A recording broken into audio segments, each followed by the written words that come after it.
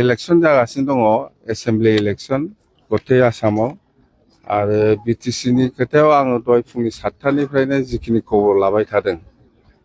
बिराद मोजां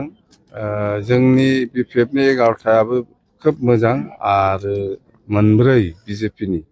बेबो खोब मोजां मथथे एकदम 100% एक्सिलेन्ट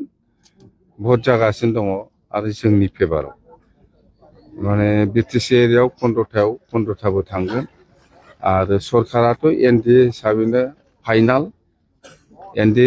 फाइनाल आरो चिफ मिनिस्टारा डक्टर हिमन्त बिश्व शर्मा बिथाङानो जागोन आरो मैया तामुलपुराव जिखिनि घटना जादों बेखौ आंबो खोनानानै गोसोआव दुखु मोनदों बेयो जानो नाङामोन जेखिजाया आं बिनि सायाव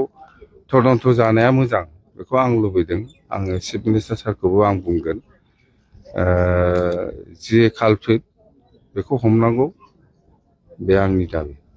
सोर साबैसे मन्त्रि डिमान्ड खालामदों मन्थ्रिया साबसे मोना बियो रिजाल्ट ओंखारग्रोथों रिजाल्ट ओंखारनानै जोङो रायलायगोन एनडिए हिसाबै जों रायलायगोन बिपिएफआ साबसे मोनो सोर मोनो बिनि सायाव जोंहा सावरायनांगौ दं सावरायगोन दा जोङो जेबो बुंनो हाया मथथे बिटिसि एरिया हिसाबै रिजाल्टआ एक्सेलेन्ट बिजेपिनाबो बिराद मोजां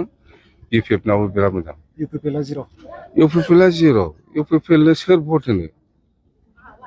इउपिपिएलनो भट होनाय माने गावखौनो माने सरसोमनानै लानाय बे फोथायनानै लानायसो जागोन एकदम मोजां नङा आं बुंबाय थादों इउपिपिएलनि खोथा बा सोरबा प्रमद बर'नि खोथा बा सोरबा दिपेन बर'नि खोथा लानानै जुदि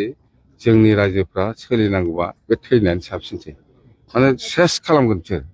आरो बिसोरखौ बिसास खालामनो नाङा आं अनुरद खालामदों बे डिफारेन्सखौ दिनै दा बुंथ'नो हाया खिन्थु देरहागोन